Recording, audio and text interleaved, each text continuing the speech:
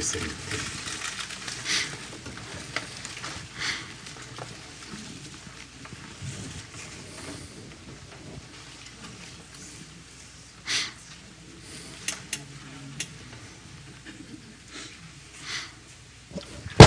Just waiting for the online to come on right now, that's all.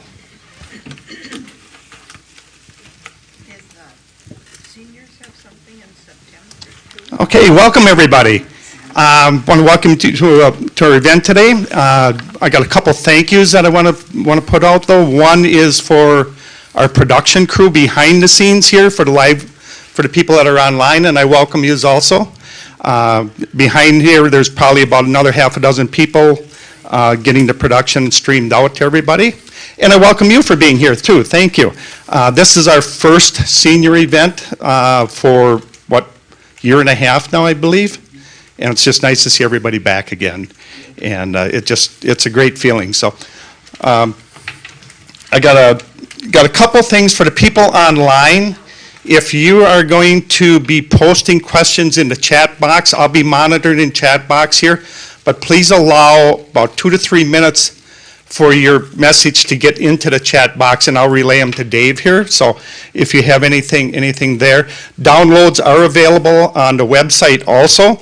If you just go to watch and listen and to downloads, it's under adult education and Bible study. The download is there also. So I believe it might be posted in the chat box for those that are online also. So I do want to say thank you to the senior committee who's sponsoring this, putting this on. A lot of things go on behind the scenes, but it's just nice to have everybody here. So, and I will also need to thank Dave for being here. Dave is a very, very smart guy. And now you say, how smart is he? Dave is so smart that when we're sending this up online, the discussion on the phone, and Dave is asking me, can we do this? And I say, yeah, I think so. And then Dave says, well, can we do this? And I say, yeah, I think so. Dave says, who do I talk to? That's how smart Dave is. So with that, again, I want to thank Dave for being here, and I'll let Dave take it over. Thank you very much. In terms of shots, I've had so many, I'm similar to a low-flying duck. I've had 2 COVID, plus the booster, plus the flu, plus shingles, all of those, so thank you. And thank you for your interest in today's program. I wish to thank the senior ministry for the invitation to present a faith-filled obituary. Those in attendance have a program to follow, and on the presentation there will be items that you can also use at home on the home view. Is our intention today's program completed by 1 o'clock? I do not anticipate you'll have time to complete your obituary here unless you're going to limit it to dust I was, dust I shall return. But you have the items necessary to complete it when you wish. You may ask questions at any time. Once your obituaries are done, it might be nice to get together as a senior and just read them to each other. Source of conversation, but just an idea. My objectives for today: understanding the difference between an obituary and a faith-filled obituary. Those of you in the audience, I can see that you or someone has done an obituary sometime in the past, so you're familiar with that. But we'll go through the steps today. And I want to point out what a faith-filled obituary is and how it's different. Items to be included in the obituary, and that's listed in your program there. And biblical references for you to review as you write your faith-filled obituary. You can see at the end, I think I got 4 pages of quotes in there. And I would just encourage you to read through those quotes before you start your faith-filled obituary and see how you can make use of them. In the past 16 years, I have had 2 heart surgeries, a heart attack, 2 strokes, a year-long gallbladder battle, and a couple of cancer surgeries. It took me 117 days to recover from the first stroke, and thank you for all the prayers you offered during that time. Over this time, I've had time to, well, think. One thing I thought about were obituaries. Why? Well, I was kind of on the edge of some and who's going to write it. I remember when Sherry, my spouse, wrote one for her mother a few years ago, and it's tough to do. And the thing is, what do you want included in yours? So I wrote it. Later on, if you want, I can read it for you because it's something that reflects your own personality, and in it you would see me. I shared that idea with others, and look what happened. I mean, look at the folks here today and how many are online. Writing an obituary, I wrote one for the Writing Your Own Obituary program in Door County. And for learning and retirement, we had a room of 30, and we had to turn away as many for people who couldn't do it. I also wrote a story on the program that was featured in Appleton Magazine. So that's the program, and let's get started. Any questions? Okay. Who will tell your story? How many of you have seen the musical Hamilton? Okay. It's the story of Alexander Hamilton. In the hit musical Hamilton, the final words in the play are, who lives, who dies, who tells your story? Hopefully the story is not like this. A July 23rd, 2018 issue of the Minneapolis Star-Tribune had an obituary that said this of the deceased 86-year-old. She will not be missed by Gina and Jay, and they understand that the world would be a better place without her. Gina and Jay were children she left when she ran off with her brother-in-law. How about this one? Leslie Ray Popeye Charping was born in Galveston on July 20th, 1942, and passed away on January 30th, 2017, which was 29 years longer than expected, and much longer than he deserved. At a young age, Leslie quickly became a model example of bad parenting, combined with mental illness and complete commitment to drinking, drugs, womanizing, and being generally offensive. Leslie enlisted to serve in the Navy, but not so much to be brave and patriotic, but more as a part of a plea deal to escape sentencing on a criminal discharge. Leslie's hobby included being abusive to his family, expediting trips to heaven for beloved family pets, and fishing, which he was less skilled at than he believed. Leslie's life discerned no obvious purpose. He did not contribute to society or serve his community, and he possessed no redeeming qualities besides being a quick-witted sarcasm, which was amusing during his sober days. With Leslie's passing, he missed only for what he never did, being a loving husband, father, and a good friend. These are not pretty stories, but I use them as an example because if you don't write your own obituary, what are they going to say about you, but you don't care anyway? Nevertheless, as a Christian, each of us has a story to tell, born of God's love, filled with God's love, and a return to God's love. Just like Hamilton, who will tell your story.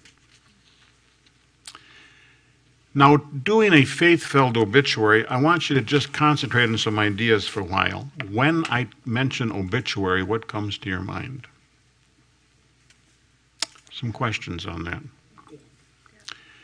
Is an obituary an end, or is it a beginning?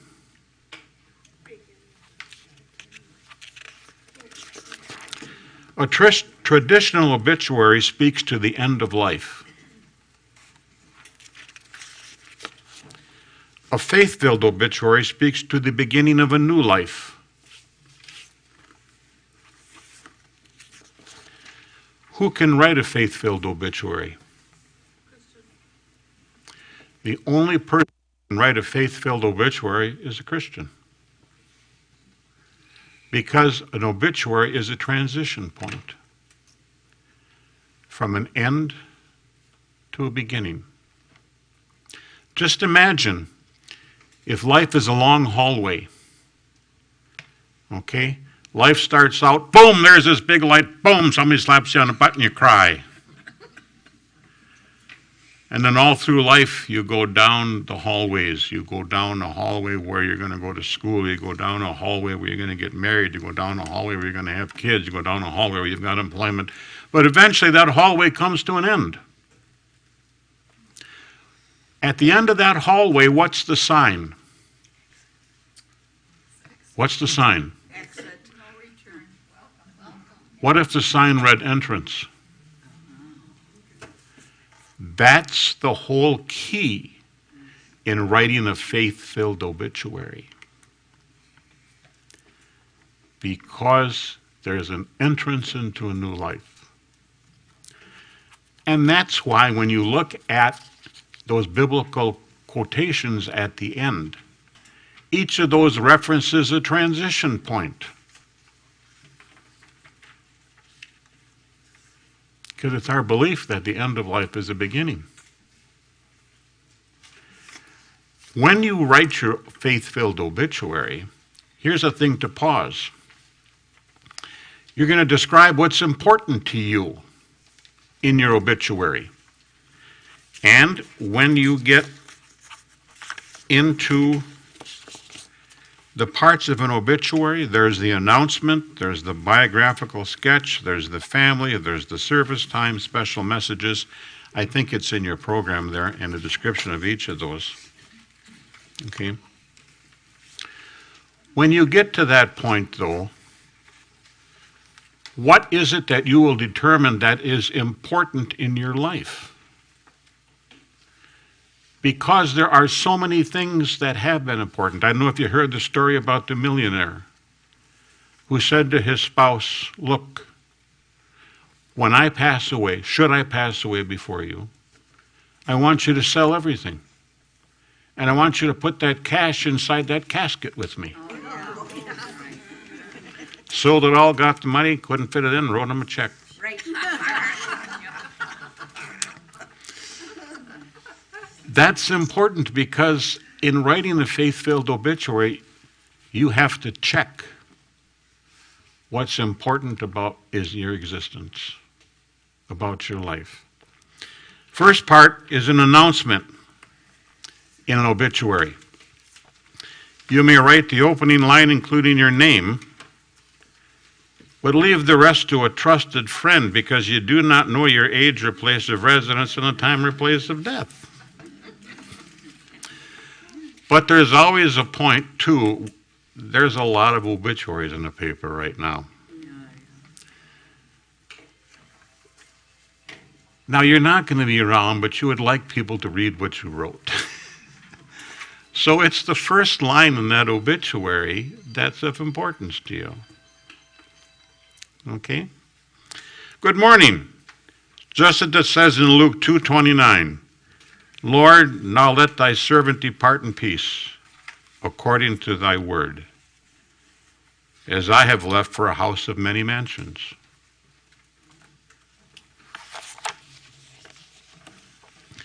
Here's the opening paragraph from my obituary. Every morning I read the obituary in the newspaper. Not finding myself in there, I get on with my day. Well, today, here I am. At X years of age, while living at so-and-so, I died. You see, I left Appleton for a house of many mansions, which has been prepared for me by the one who loved me the most. Well, that may sound a bit odd. It's a neat way to describe a life born of love, sustained by love, and now returning to the greatest love of all.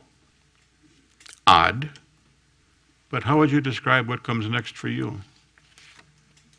Because this is a chance for a Christian witness to people who may be on the edge of belief. Okay? Your friends know what's going on, and that will be included in the announcements in that, but you also want to as you know, how many of you would stand on a street corner and preach the message of Christ? It's hard to do. But in Obituary, there's your chance. There's your chance to do it. That's the announcement. Biographical sketch. Date and place of birth. Parents' names, including mother's maiden name, date and place of marriage, name of spouse, education, work, military service. You may include where you were baptized and confirmed. You may also include references to when the Lord worked in your life. I was born on March 23rd, 1948, to Ed and Helen Moschinski in Stevens Point, Wisconsin. When Helen was ready to deliver, she went to the neighborhood next door to call a taxi. Ed was on the road truck driving. When he got home, he wondered where his supper was. Ed was born in 1903 and attained his mansion in November of 1985. Helen was born in 1904 and went home in 1996. James and Jerry are brothers of mine. They were born at home too, and no one said Ed was then there either. On August 14th, 1971, I married Sharon Lyd Kruger. We met, Wizzy was next door. We met was next in that class. We met in music appreciation class. She got a better grade since I was too hungover to really appreciate music. It's true. That's what happened. What a wonderful woman. Love her, and to top it of all, she is a marvelous Nana. Whew. She made me the man I was and helped me back to the life yet to come. Through God's grace, death is not an exit, but an entrance. Together, the two of us raised 3 wonderful sons, Andrew, John, and Matthew. Then, to top it all off, each married a spouse that was the yin to their yang. Whitney, Lisa, and Erica. Sherry and I taught them well. Those marriages produced the world's most amazing grandchildren. Grace, Isaac, Hattie, May, Nolan, and Lydia. Paying for this obituary by the word prevents me from listing all of their accomplishments. That's true. Family, what I've just described. Closest relations, spouse, children, grandchildren, great and great-grandchildren, parents and siblings. First name, spouse's first name in parentheses, then surname. You may include where you were married. Service times. Leave for others to fill, unless you know something they do not know. Full date and place of service, along with the names of the officiant, time, full date, place of burial, interment, if applicable. Full date and place of visitations.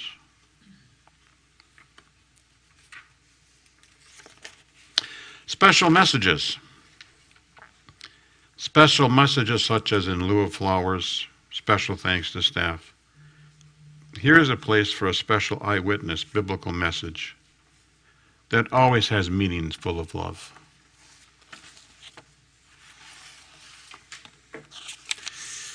During my life as a school administrator, I received a number of awards and publications, but again, paying for this by the word costs too much. But I was president of the Wisconsin School Psychologists Association and the State Council of Administrators of Pupil Services. I worked with some wonderful people during these 50-plus years. As far as degrees go, I had more degrees than a thermometer, and that's my favorite line. One final note. On December 18, 2005, I suffered a subarachnoid hemorrhage that left me unable to walk, talk, chew, swallow, or breathe without help. In a hospital bed, I wondered, will it ever get any better than this? Then came an answer inside my head. It's all right, you are loved. God only knows where that answer came from.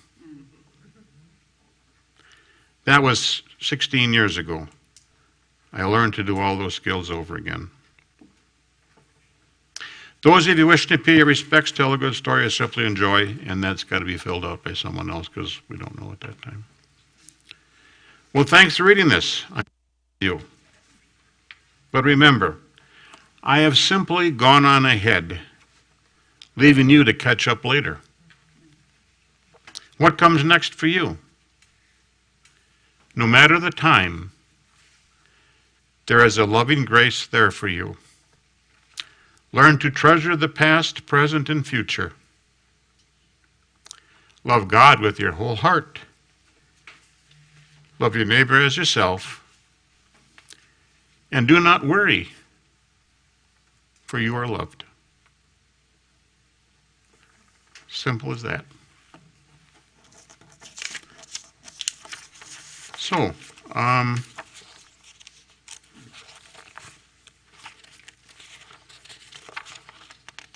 special message.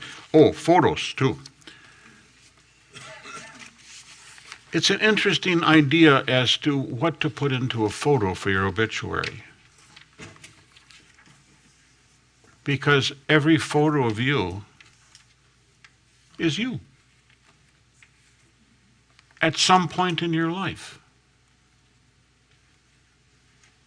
The decision is yours as to how you want to be seen or remembered in that photo. There was just a story about a picture in the obituary that almost looked like a person's grandfather or grandmother. Story of that. It's interesting. We have in our home, I have photos of my father, my grandfather, my great-grandfather, great-great-great-grandfather. Our youngest son, our middle son, John, you look at a picture of him compared to his great-great-great-grandfather, they're twins. And they were both named John. Just a coincidence. Well, if you have questions, I would gladly entertain questions for you. But just remember, I would look at those biblical quotes at the end there and see which of those strikes home to you and which you would like to share. Either in beginning of your obituary, in special occasions of the obituary, or in the conclusion of the obituary. Because what you would like to do in a faith-filled obituary is share the love that has brought you this far and returning to love that got you here. Any questions? Yes. I have a comment. Yes. I was listening to Focus on the Family the other day, and there was a woman physician who had worked 10 years in the emergency room. And she stated a fact that really surprised me, that 75% of us will not be able to speak for ourselves at the end of life. And it stresses the importance of doing this now where we have our wherewithal to do this, because at that point it's going to be too late. But, you know, you take a look at 4 people and you realize 3 of them are not going to be able to advocate. So she was, you know, supporting medical directives and the person who could make that decision for you. And how hard it is in hospitals to actually promote the sanctity of life. Okay. That's an excellent point, because along with preparing your obituary, there are other things that necessarily fall into place. For example, finances. If you have finances to pass on, who's aware of those finances? Who should be aware of those? Okay. Where all the important papers are in here. Where are those papers? Where should they be kept? Insurance policies, those sorts of items that are not part of an obituary, but how can I put it? Everybody thinks that that they are eternal. And you're not. In this physical sense, okay? So there comes a point when you have to prepare for that entrance into the next life, and that's part of what an obituary is, preparing not for the exit, but for the entrance. And it all depends on how you look at a situation, and that's why I asked the question at the end of that hallway. Everybody said there's an exit sign, but switch it to an entrance, and it makes a whole different sense. Just to give you an example, I do writing on the side and research and that, and there was a study on weight loss, and they did research on how to lose weight, and they did an experiment. They took 100, this was a nurses' conference, it took 100 nurses, and they took the nurses and divided into groups of 50, and they said, would you partake of this experiment? Well, sure, what do you want us to do? So you're going to go for a walk. You're going to leave here, you're going to walk this trail a half mile, and when you come back, you're just going to walk a mile. And when we get back, we'll feed you. Okay. To one group of nurses, they said, you're going to take this walk as an exercise. Out and come back. Another group of nurses, they said, you're going to take this walk as a walk. One thought they were going for a pleasure walk, one thought they were going for an exercise walk. They went out for the walk, they came back. The nurses who thought they were out for exercise consumed more calories when they got back than those who went out thinking it was a walk. It's called a self-fulfilling prophecy. You tend to believe and act upon what you believe. So if you view the end of life as an exit, you're closing off the whole message of Christianity that it's an entrance. Careful how you think, because you will follow what you think. Thank you for that point. That's very good. 75, yeah. Yes?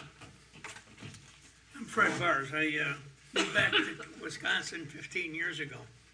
And in doing so, I left my children, grandchildren, and a lot of friends back in California. So they were all out there, and I'm here. So that,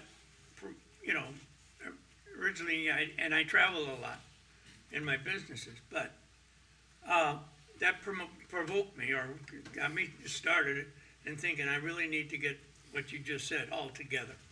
And I created a binder. Mm-hmm. I went and got a will, and I created a binder, and it listed in the first page everything that's in that binder, from powers of attorney, Sure. will, everything, my portfolios, where they are, what the point of contact is, everything that I could possibly think of, except this, what we're talking about here.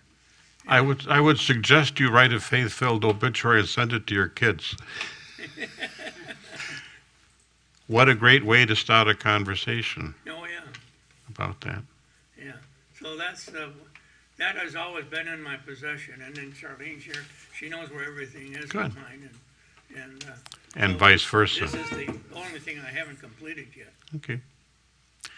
When I did a presentation in Door County Learning and Retirement in Sturgeon Bay, I had a number of people there, and we started, and there was a woman there who to this conference brought 3 3-ring binders with the obituary of every person she knew. And she cut them out and she saved them. That's just what she had. So she said, you want some? Here, let's go back to 1952. Here's a friend of hers, passed, she saved the obituaries. So, yes. I just think you wrote it in the first person, and nobody does that.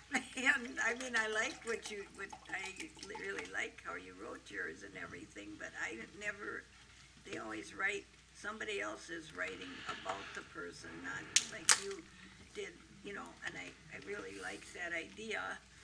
And It's your obituary.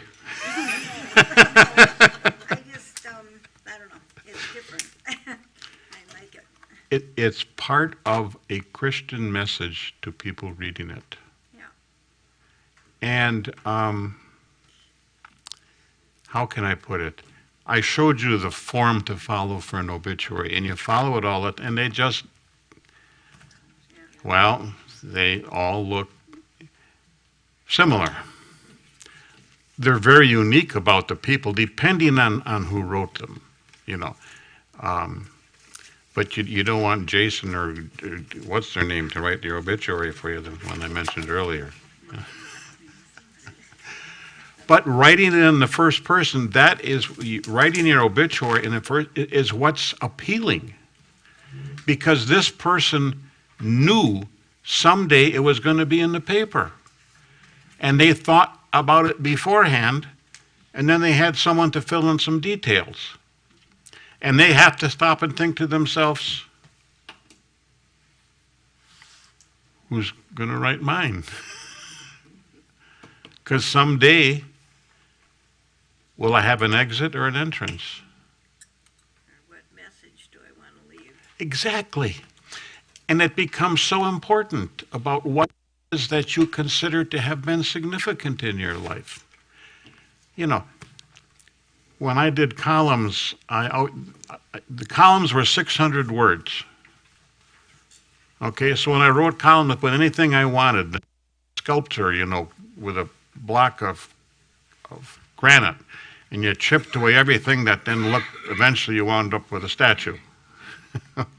Write everything you want, and then you cut it back to make 600 words. Put your life in 600 words. Your computer will keep track of how many words when you write. So. But reduce it to 600 words and make it meaningful. Or if you don't, again, you're not paying for the bill, so make it as long as you want.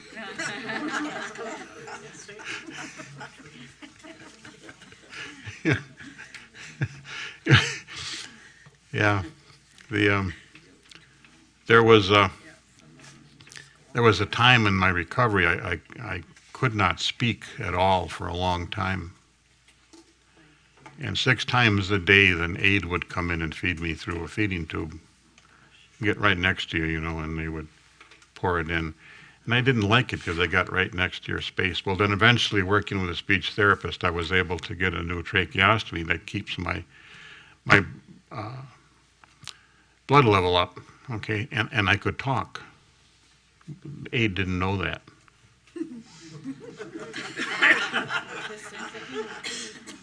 So she comes in and she starts pouring it down, and I said, "Ooh, it's too sweet."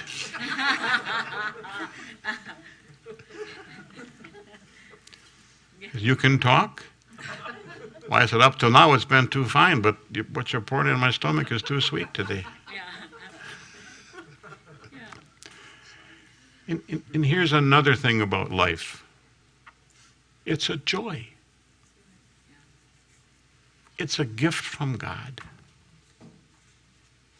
And how many times in the Bible does it say, do not be afraid? Don't be afraid. Okay? Just enjoy what you want to do. I love God with your whole heart. Love your neighbor as yourself. That's what it comes down to.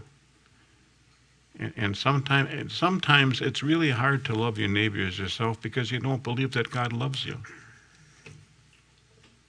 Okay?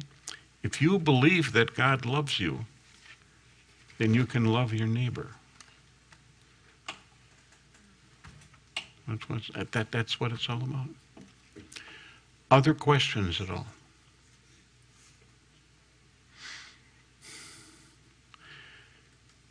Once you write your faith-filled obituary, and this is up to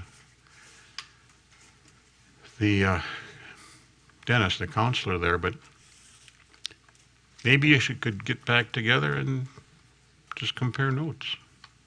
What's been important in your life? And the most important thing there is once you share with other people, friend of mine was a hospital chaplain. We get together every so often. And I said, as a hospital chaplain, I said, what was the most important thing that you could do in your life? And he said, I had the ability to listen well. He said, because some people come in a death, dying experience, and they just want to talk and talk and talk and talk.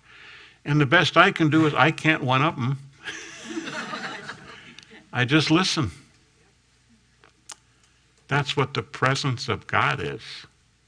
The presence of just listening. He said another time people come in and just want to be quiet. So I shut up. I'm just there with them. God's presence there. So, it's important to learn to listen well. Because in listening well, you hear what other people are saying. Okay? Yes? Have you ever seen, I can't recall ever seeing an obituary written with this thoughtful input. Have I been not been paying attention? I don't know. That's why you're all here. You're right. Didn't hear the question. Have you ever read an obituary written with these thoughts in mind? With these telling about, written by the person, I've seen that though, but including that person's beliefs in the afterlife and so on. Yeah, the question is, have you ever read a faith-filled obituary in the paper? Yes. Go ahead, tell me. There was one not long ago, they end the obituary with a Bible verse. Perfect. Oh, that, yeah. Yeah. But Which- not as thought-provoking Oh, as no, yours, for sure. Well, in high school, I won an award for writing. Carried over. I didn't forget it, you know. But read them. In fact, that may be a topic for discussion. Go read some obituaries. Find some that match what you were talking about, and come on and share them. So, anything else? Well, I think we're, unless any questions from the back room. No online questions. Okay. Thank you very much. Appreciate it.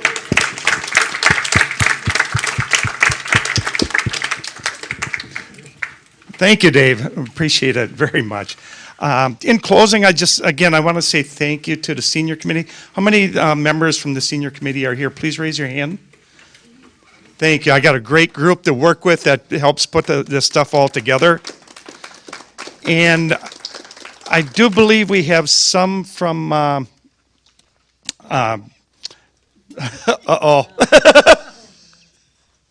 Stephen's Ministry. Please raise your hand. Anybody from Stephen's Ministry? They may be online. Thank you for your service with the Stephen's Ministry also. So, in closing, I think Dave is going to be around for, a couple hours if you got more questions?